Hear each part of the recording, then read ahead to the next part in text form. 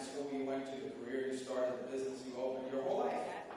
And then in an instant it was taken from you because of a change in government. Because evil people took power and the world changed from underneath you. And everything you had, everything was lost. And you had to leave it all behind. And you had to come to a new country where lawyers had to wash dishes. And doctors had to clean cars. And businessmen had to start from the bottom up. And somehow this extraordinary generation of exiles that came here from the island of Cuba built not just a world-class city, but a new life, and are full participants in the American dream. My parents' story was a little different than that. They were not successful in Cuba. They were two people born to poor families. They came here in search of a better life, and they struggled, and they worked hard. And they both worked at a hotel not unlike this one, and not far from here. My father was a bartender at Miami Beach, and for a few years in Las Vegas. And my mother was a maid at a hotel, a stock clerk at Kmart, a cashier at the Crown at Miami Beach. My parents never became rich or famous people. People would have never heard of them if I hadn't run for office. Their story would have been lost only to their families at the time. My parents were not rich and they were not famous, but they were successful. They were successful for the reason you've been successful. Whether you made a lot of money or not, because my parents achieved happiness. Happiness for them was being able to own a home in a safe and stable neighborhood, which first meant Little Havana, and then Coral Gate, and then where I live now, West Miami. And they were able to raise 4 children and leave all 4 of them better off than themselves. And they were able to retire with dignity and security. This is an experience that so many people here have lived in their own lives in different ways, but they've lived it. I learned that firsthand when I ran for the city commission in West Miami. It was my first political race. And I would knock on those doors and people would invite me in. And understand that up until that point in my life, I never really drank coffee. But when you're running for office in Miami, you drink coffee. If they invite you in, you got to drink coffee. So I'd knock on the door and they'd invite us in. And of course, we were knocking on every door in West Miami. Going door to door with someone who started me in politics. One of the people that was really instrumental in starting me in politics, Rebecca Sosa. And we drank a lot of coffee. So by the end of the day, I was nervous. I didn't sleep for 3 months. And you would go into these homes, and the first thing you would notice are the picture frames.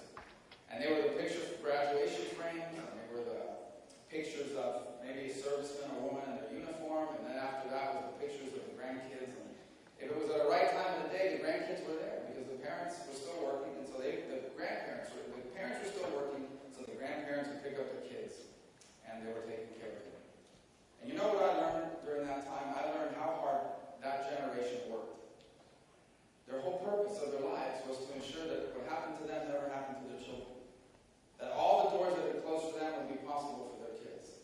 That all the sacrifices and struggles they made was so that their kids could live out the dreams they once had for themselves. Now, don't get me wrong. There are people that came here, whether it was from Cuba or Nicaragua or other parts of the world and in the Western Hemisphere, and they were able to succeed. We have a lot of success stories of people who came here with nothing. But there are a lot of people here that were on their way to success, and it was taken from them. And they never got that back. And so their whole life became about giving their kids the chance to do all the things they never could. And many of them achieved that, so many of them. And it's the story of this community, and it's why I'm so proud of it. But it's also how I learned about America. Because America is the only country in the world where they could have done that. If they had gone to any other place in the world, that story would not have happened. And I can promise you that there's no other country in the world where the son of a bartender and a maid who immigrated here from another country could aspire to the same office as the son of millionaires or the son of a president. This is the most extraordinary nation in all of human history. It's a special place. And what really has people angry is they feel like we're losing. They feel like it's slipping away. You hear it, you see it, I feel it. The America that changed the world seems like it's slipping away. That American dream that changed our lives, this community and the world, it's harder than ever to achieve. People are working hard. You are working hard. And yet it's not enough anymore. For years we knew that if you worked hard and you sacrificed, you could get ahead. And now that's not enough. The job that you once had that paid you enough, now that job either doesn't pay enough anymore, it was replaced by a machine, they sent it to another country. So that seems like it's slipping away. Our culture has changed as well. The values that we're all told our whole lives, you work hard, you sacrifice, you play by the rules, you persevere, you respect other people, you take care of your families, and you take care and care for your neighbors. Those values have now been turned upside down. And what about America, the country that changed the world? This is the most powerful nation on earth. A nation I was taught, and you were taught to be proud of. This is the country that saved the world from Nazi Germany and Imperial Japan. This was the country that stood up to the Soviet Union and saved millions of people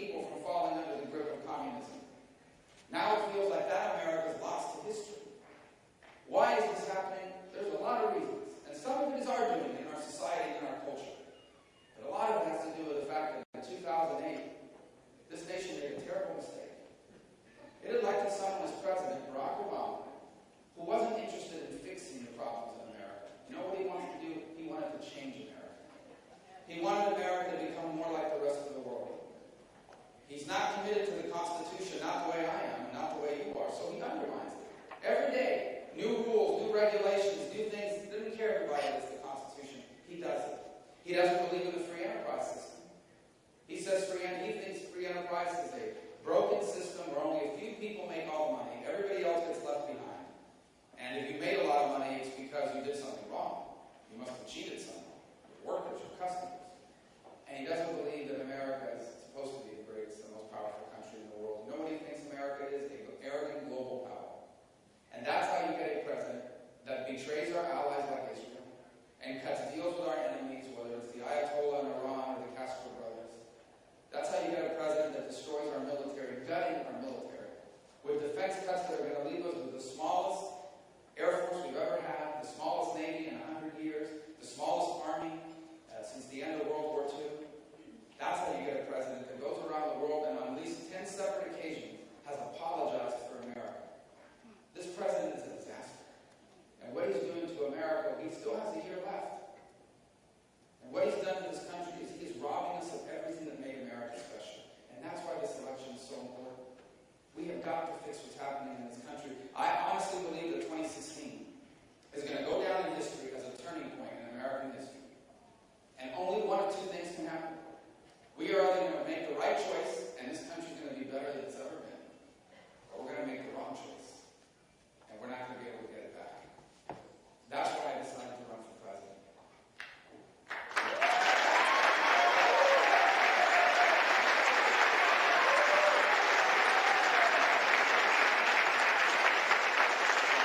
So, we need a president. We need a president that understands all these things that are happening. I do, because I've lived it. I tell people, I want to know how Hillary Clinton is going to lecture me about people that live paycheck to paycheck. I've lived paycheck to paycheck. My parents raised us paycheck to paycheck. I can't wait to hear how she's going to lecture me about student loans. I had a student loan. There's a lot of over $100,000 in student loans. I want to hear how she's going to lecture me about how hard it is to raise children in the 21st century. Jeanette, my wife Jeanette and I are raising 4 children who I'm going to see tonight for the first time in 8 days.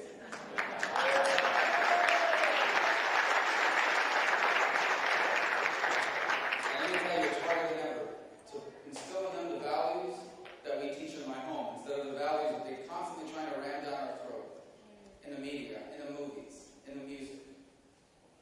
And so, she can't lecture me about these things. But it's not enough to have a president that's frustrated about the direction of America. It is okay to be frustrated. You should be frustrated. Your leaders have lied to you. Washington is out of touch. Neither party has done enough. And this president's a disaster. You should be frustrated. But being frustrated is not enough. We have to do something about it. And that's why we need a president that will do something about it, and I will. I will.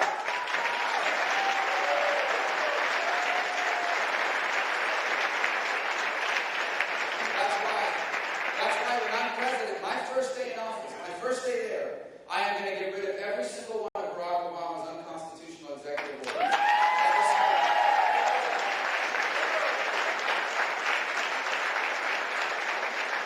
That's why when I'm there, we are going to rebuild the economy. We're going to make it work for you again, but not through big government. If you want to live in a country where the government dominates the economy, there's like 35 or 40 places you can move to. They're all over the place. Pick a country in Europe, you can move there.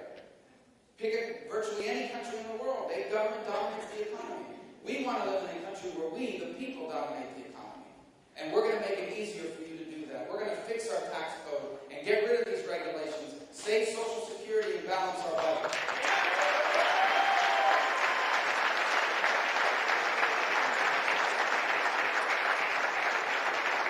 Everybody running for president as a Republican is against Obamacare, but I'm the only one that's ever done anything real about it.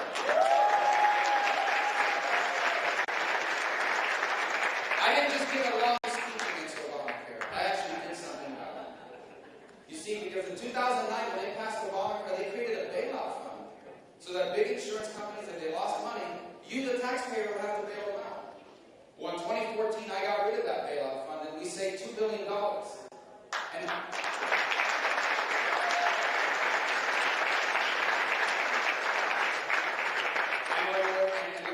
when I'm president, we're getting rid of the whole law. Not just that part, we're getting rid of the whole law.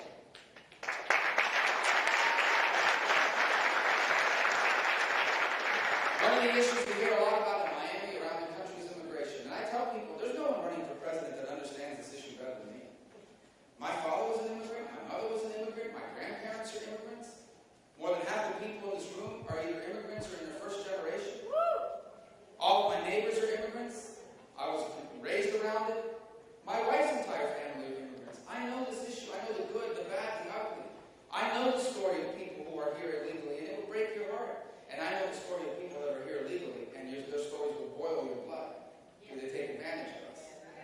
see that happening now. This has to be dealt with, but this is not the same issue it was a few years ago. You know what this issue is about more than anything else? It's about national security. Here's why. Because ISIS is trying to use our immigration system against us. They are. They're trying to get people into this country as doctors, as students, as business people. They're trying to get people in this country posing as refugees. They're trying to take advantage of the southern border and our weakness there. They're also trying to get people in this country from visa waiver countries. This is a dangerous issue. We know that there's a radical, crazy jihadist group that is trying to get killers into America. We have to treat this issue differently than we once did. You know, there was a time in many cities in this country, I don't know if that ever happened in Miami, but in many cities in this country where nobody locked their door. Like they always lock their doors in Miami. If you grew up where I grew up in this Cuban community, you locked every door, like, twice. Right? Now there are places where nobody, now everybody locks their doors. There was a time in this country where someone knocked on your door, even if you didn't know who they were, you opened the door. Because that's what people did. Now, no. You knock on my door, I don't know who you are, I'm not going to open it. Why? Because we've seen too many stories. We know the danger that's out there. And we're trying to keep ourselves safe. The reason why we don't open our door is because we hate the person we don't know. The reason why we don't open our door is because we hate the people outside of our home. The reason why is because we love the people inside of our home.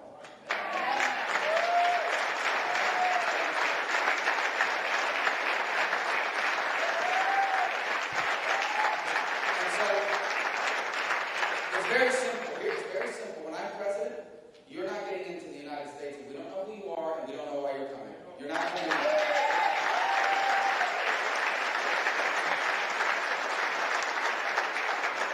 And these cities around the country that violate our immigration law and still want to get federal funding, they're going to lose their federal funding. And if you are a criminal alien, we're going to deport you.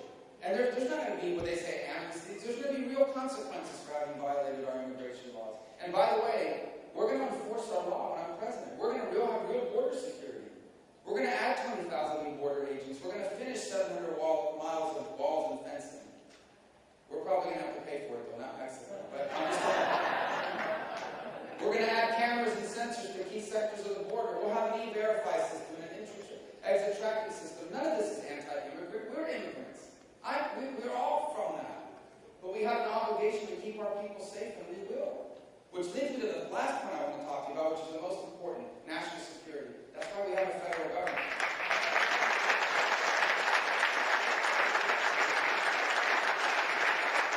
What they are doing to our military is wrong, and it is dangerous. These cuts to our military are absurd.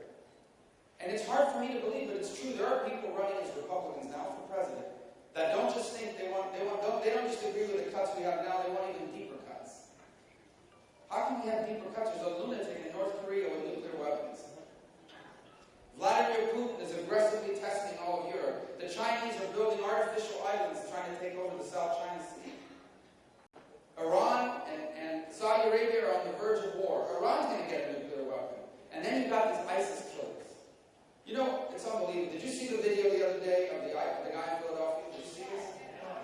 This guy walks up to a police car and fires 4 shots into the window of that police car. Let me stop here and say something. This is important. This is National Law Enforcement Safety Week. I am tired of reading about how bad the police is. We are thankful for the police officers.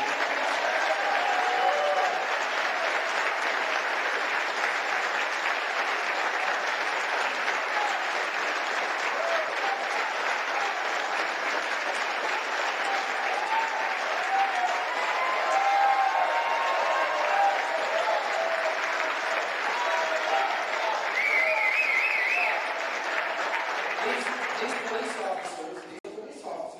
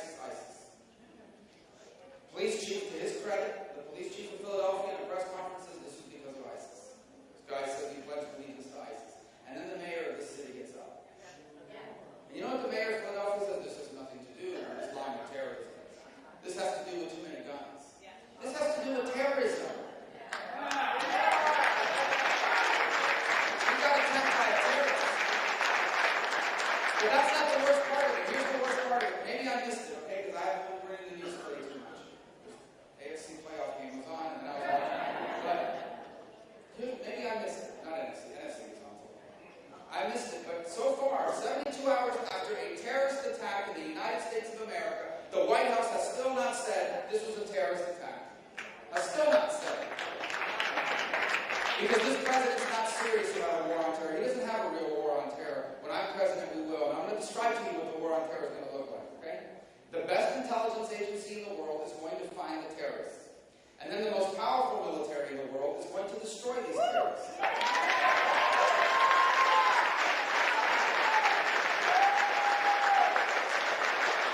And if we catch these terrorists alive, they're not going to get a lawyer. They're not going to read their Miranda rights. They're not going to wind up in a courtroom at night, in front of a judge. Here's where they're going to go. They're going to go to Guantanamo Bay.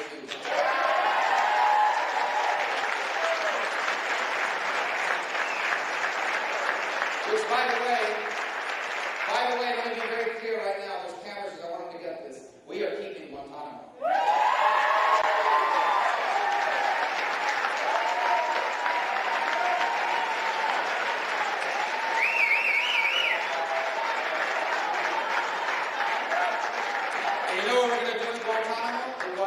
We are going to find out everything these terrorists know. Everything they know. We're going to find out what they know so we can stop the other attacks. One more thing on national security. What we're doing to this country, in this country, to our veterans, is immoral. Immoral. If you're a veteran and you are here today, we want to thank you for your service. Thank you very much.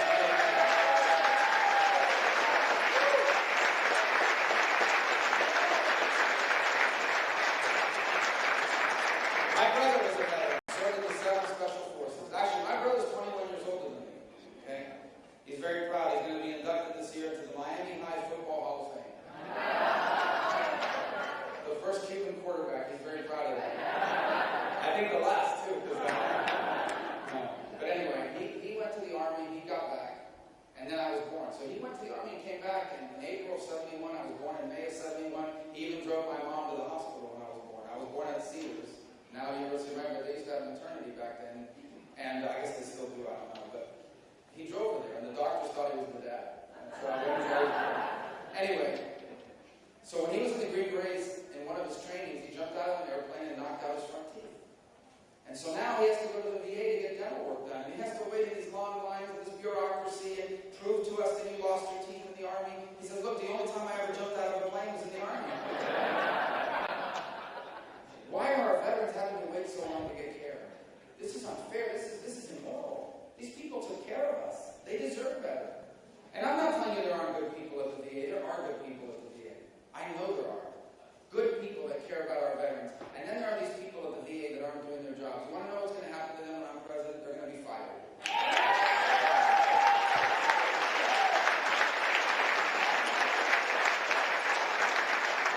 And you're a veteran, your VA benefits are going to belong to you when I'm president, not to the government. You're going to be able to take those benefits to any hospital, any doctor that's ready to see you. Not waiting.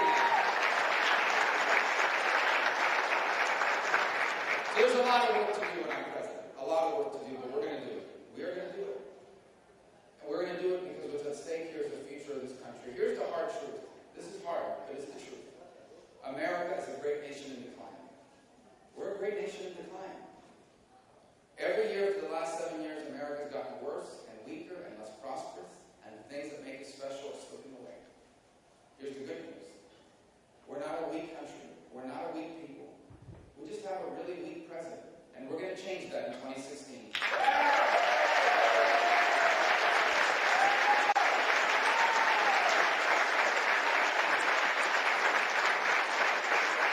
That's why we can't afford to elect Hillary Clinton as president. 4 more years of what we've had the last 7 years would be a disaster. And by the way, she does not want to run against me. Okay, you know how I know that?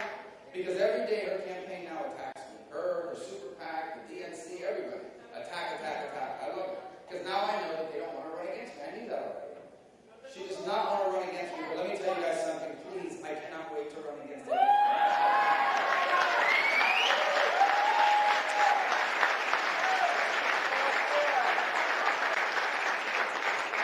But we can't just elect any Republican either. We can't just elect. We certainly can't elect Republicans that agree with some of the stuff Barack Obama's done. We can't just elect the people they tell us to vote for because there's too much at stake here.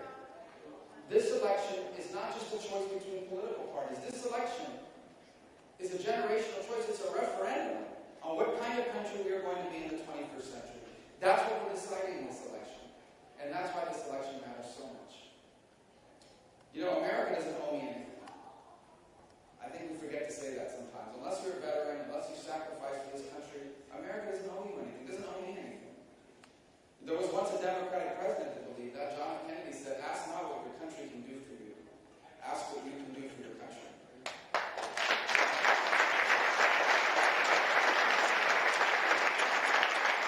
You know, the reason why I mention that is because it points out how much the Democratic Party has changed. America doesn't owe me anything. I have a debt to America that I will never be able to fully repay. Because America is not just a country that I was born in. America is the country that literally changed the history of my family. I already told you the story of my parents. It's not unlike the story of many of you. And what my parents were able to achieve here would have never happened anywhere else, but it happened here for me and for you and for so many of us because America is a special country. And it did not become a special country by accident. It didn't. America became a special country because for over 200 years, each generation did their part. They confronted their challenges. Your parents did not leave their problems to you. They solved them. Your grandparents solved our problems. Each generation in our history, what they did is they solved their problems and they embraced the opportunities. And that's why for 200 years, each generation of American has left the next generation better off. And now the time has come for us to do our part.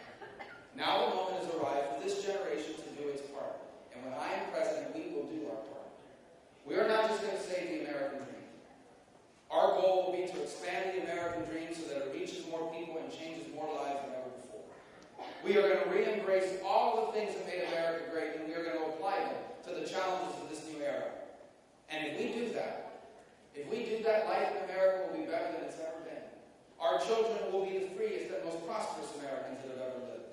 The 21st century will be greater than the 20th century. It will be a new American century. And you know what history will say about us? It will say that we lived in the early years of the century in a dangerous and uncertain time. And that we suffered for 8 years under terrible leadership, weak leadership, that weakened America. But then we stood up. And then we went back, we re-embraced the principles that made America great, and we applied them to the challenges of the 21st century. We focused on the future, not going to leaders from yesterday and the past. We focused on tomorrow, and because we did, our children inherited what we inherited. The single greatest nation in the history of all mankind. That is our calling in this election. That's why I'm so passionate about running for president. And that's why I'm so grateful that you're here to help us. Because your contributions, no matter how big or small, they make a difference. They allow me to take this message to all these other places where they still don't know me very well yet. Where they're still learning about what we're standing for and what we're going to do. And every time people learn about us, our support only grows more and more. So for many of you, I may not see you again until early March, because I'll be busy getting votes somewhere else, but then we're coming back. And here's what I hope.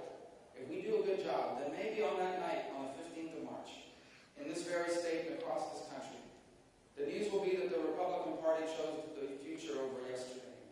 The Republican Party chose the election over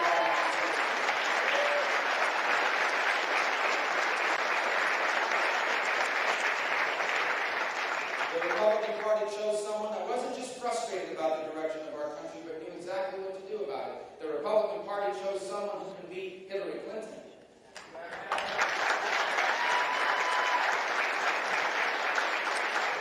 And on that night, on the 15th of March, the news will be that the Republican Party, thanks to the work and the sacrifice and your prayers and everything you've done for me here today, the Republican Party chose me to be our nominee.